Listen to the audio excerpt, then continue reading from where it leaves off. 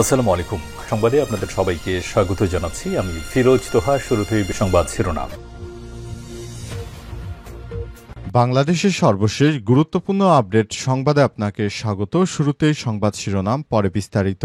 প্রথমে জানাবো, ট্রাইব্যুনালে শেখ হাসিনার ফোনালাপ, সেনাপ্রধানের সঙ্গে কথা বলেছি, ওরা রেডি থাকবে। ছাত্র জনতার আন্দোলন দমাতে ফ্যাসিবাদী সরকারে ভয়াবহ কিছু নির্দেশনা তথ্য প্রকাশ পেয়েছে। ড্রোন দিয়ে ঢাকার গুরুত্বপূর্ণ লোক সমাগম স্থানগুলোতে ছবি তুলতে বলা হয়েছিল। এরপর সেখানে হেলিকপ্টার থেকে গুলি চালানো এবং বোমা ফেলার নির্দেশনা দিয়েছিল ক্ষমতাচ্যুত প্রধানমন্ত্রী শেখ হাসিনা। এরপর জানাবো, জাতিসংঘে পাকিস্তানের প্রধানমন্ত্রীর সঙ্গে ডক্টর ইউনূসের বৈঠক। প্রধান উপদেষ্টা অধ্যাপক ডক্টর মোহাম্মদ ইউনূসের সঙ্গে পাকিস্তানের প্রধানমন্ত্রী শেহবাজ শরীফ বৈঠক করেছেন আজ। নিউইয়র্কে জাতিসংঘের সাধারণ অধিবেশনের ফাঁকে সংস্থার সদর দপ্তরে বৈঠক অনুষ্ঠিত হয়। এদিকে মার্কিন কোম্পানিকে বাংলাদেশে আরও বিনিয়োগের আহ্বান প্রধান উপদেষ্টার। যুক্তরাষ্ট্রের কোম্পানিগুলোকে বাংলাদেশে আরও বিনিয়োগের আহ্বান জানিয়েছেন প্রধান উপদেষ্টা অধ্যাপক ডক্টর মোহাম্মদ ইউনূস। নিউইয়র্কে অনুষ্ঠিত যুক্তরাষ্ট্র বাংলাদেশ এক্সিকিউটিভ বিজনেস গোলটেবিল আলোচনায় বক্তব্য রাখতে গিয়ে তিনি এই আহ্বান জানান। এদিকে আমি থাকা অবস্থায় সারের দাম বাড়বে না বললেন কৃষি উপদেষ্টা। কৃষি উপদেষ্টা লেফটেন্যান্ট জেনারেল অবসরপ্রাপ্ত জাহাঙ্গীর আলম চৌধুরী জানিয়েছেন, দেশের কোথাও কোনো ধরনের সারের দাম বাড়ানো হয়নি। আমি থাকতে এদেশের সারের দাম বাড়াতে দেব না। আমি সারের সমস্ত সিন্ডিকেটকে ভেঙে দিয়েছি। আমি যতক্ষণ পর্যন্ত উপদেষ্টার পদে দায়িত্বে আছি, এদেশে সারের দাম বাড়বে না। এবং সর্বশেষ জানাবো, জাতিসংঘের চলন্ত সিঁড়ি বন্ধ হওয়াকে নাশকতা আখ্যা তদন্ত চান ডোনাল্ড ট্রাম্প। যুক্তরাষ্ট্রের প্রেসিডেন্ট ডোনাল্ড ট্রাম্প জাতিসংঘ সদর দপ্তরে তার সফর চলাকালীন সময় 3টি নাশকতার শিকার হয়েছেন জানিয়ে তদন্তের দাবি করেছেন। সামাজিক যোগাযোগ মাধ্যমে এক পোস্টে ট্রাম্প জানান, তিনি জাতিসংঘের মহাসচিব অ্যান্টোনিও গুতেরেসকে একটি চিঠি পাঠিয়েছেন। তাতে এক্সেলেটর বা টেলিস্পটারও শব্দ ব্যবহার ত্রুটি নিয়ে তদন্ত করার আহ্বান জানানো হয়েছে। প্রিয় দর্শক, এতক্ষণ শুনছিলেন সংবাদ শিরোনাম, এবারে বিস্তারিত। তবে তার আগে বন্ধুরা, অনুরোধ থাকবে এই সংবাদটিতে একটি লাইক দিন। এই চ্যানেলে আপনি নতুন হয়ে থাকলে আমাদের সংবাদটি দেখতে দেখতে চ্যানেলটি সাবস্ক্রাইব করে রাখুন। কমেন্ট করে বন্ধুরা আপনার মূল্যবান মতামত জানিয়ে দিন আপনি বিশ্বের কোন দেশ থেকে বা বাংলাদেশের কোন স্থান থেকে আমাদের সংবাদটি দেখছেন এবং শুনছেন। আর বন্ধুরা, এই সংবাদটি আপনার সোশ্যাল মিডিয়া ফেসবুকে শেয়ার করে বন্ধুদেরও দেখার সুযোগ করে দিন। এবারে বিস্তারিত। ট্রাইব্যুনালে শেখ হাসিনার ফোনালাপ, সেনাপ্রধানের সঙ্গে কথা বলছি, ওরা রেডি থাকবে। ছাত্র জনতার গণ আন্দোলন দমাতে ফ্যাসিবাদী সরকার ভয়াবহ কিছু নির্দেশনার তথ্য প্রকাশ পেয়েছে। ড্রোন দিয়ে ঢাকার গুরুত্বপূর্ণ লোক সমাগমে স্থানগুলোতে ছবি তুলতে বলা হয়েছিল। এরপর সেখানে হেলিকপ্টার থেকে গুলি চালানো এবং বোমা ফেলার নির্দেশ দিয়েছিল ক্ষমতাচ্যুত প্রধানমন্ত্রী শেখ হাসিনা। শেখ ফজলেনুর তাপসকে শেখ হাসিনা বলেছেন, আমি সেনাপ্রধানের সঙ্গে কথা বলেছি, ওরা রেডি থাকবে। ঠিক আছে, এখন তো আমরা অন্য করতেছি, ড্রোন দিয়ে ছবি নিচ্ছি আর হেলিকপ্টারে হচ্ছে, মানে কয়েক জায়গায়। বুধবার আন্তর্জাতিক অপরাধ ট্রাইব্যুনালের 53তম সাক্ষী হিসেবে বিশেষ তদন্ত কর্মকর্তা আইটি তথ্যপ্রযুক্তি বিশেষজ্ঞ হিসেবে জবানবন্দি দিয়েছেন প্রসিকিউটর তানবীর হাসান জোহা।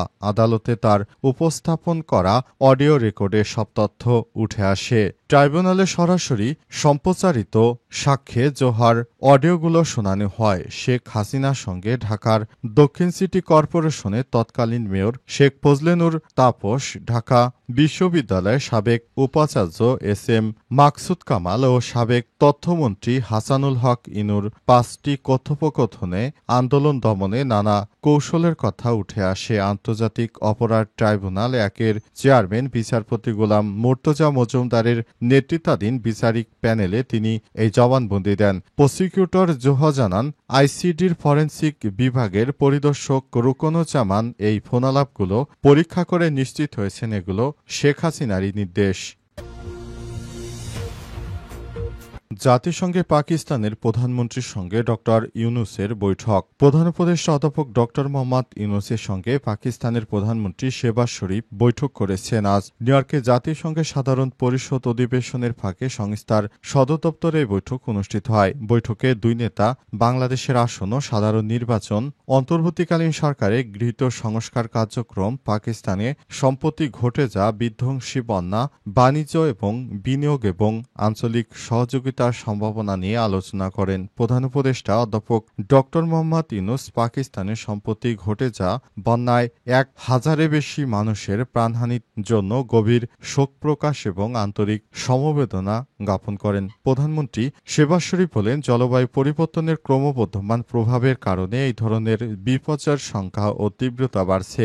অধ্যাপক ডক্টর ইউনূস জানান, বাংলাদেশ ফেব্রুয়ারি মাসে সাধারণ নির্বাচন অনুষ্ঠিত হবে। তিনি ১১টি কমিশনের প্রস্তাবিত গুরুত্বপূর্ণ সংস্কার দেশকে অর্থবহ রাজনৈতিক রূপান্তরের মাধ্যম হিসেবে কাজ করবে বলে জানান। অন্তর্বর্তীকালীন সরকারের প্রধান উপদেষ্টা আরও জানান, বাংলাদেশ স্বৈরাচারমুক্ত হয়েছে এবং এখন দেশে একটি সুষ্ঠু নির্বাচন দেওয়ার জন্য তার সরকার বদ্ধপরিকর। সরকার নির্বাচন দেওয়ার জন্য সবভাবে প্রস্তুতি গ্রহণ করতে শুরু করেছে। ফেব্রুয়ারিতে জাতীয় নির্বাচন অনুষ্ঠিত হবে। নির্বাচনের মাধ্যমে অন্তর্বর্তীকালীন সরকার রাজনৈতিক সরকারের কাছে ক্ষমতা হস্তান্তর করতে চায়। এই নির্বাচন ইতিহাসের সবথেকে সুষ্ঠু ও সুন্দর নির্বাচন অনুষ্ঠিত হতে যাচ্ছে।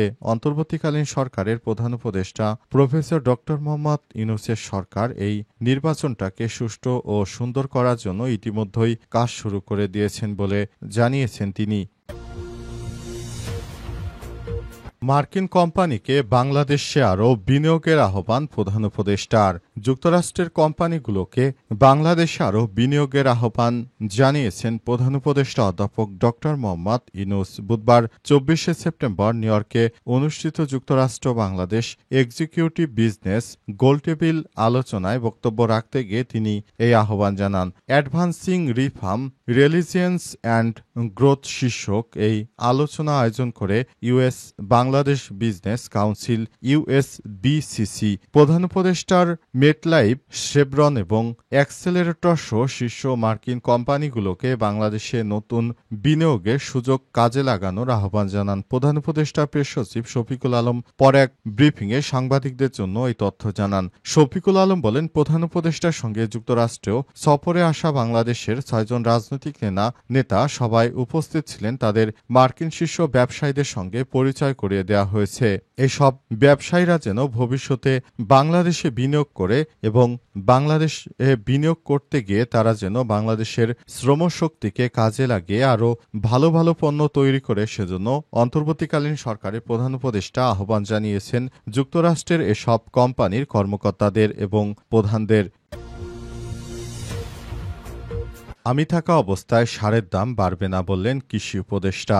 কৃষি উপদেষ্টা লেফটেন্যান্ট জেনারেল অবসরপ্রাপ্ত জাহাঙ্গীর আলম চৌধুরী জানিয়েছেন, দেশের কোথায় কোনো ধরনের সারের সংকট নেই, সব সিন্ডিকেট ভেঙে দেওয়া হয়েছে। আমি থাকা অবস্থায় সারের দাম বাড়বে না। বৃহস্পতিবার ২৫শে সেপ্টেম্বর সচিবালয়ে এক ব্রিফিংয়ে তিনি এসব তথ্য জানান। কৃষি উপদেষ্টা বলেন, সারের নীতিমালা করতে জাতীয় কমিটি করা হচ্ছে, পাশাপাশি ডিলারশিপের ক্ষেত্রে বড় ধরনের পরিবর্তন হচ্ছে। গ্যাস সংকটের কারণে সারের সমস্যা হবে না। সারের বকেয়া ২০,৬৯১ কোটি টাকা পরিশোধ করা হয়েছে। তিনি আরো বলেন, এবছর আলু বেশি উৎপাদন হলেও কৃষক প্রকৃত মূল্য পাচ্ছে না।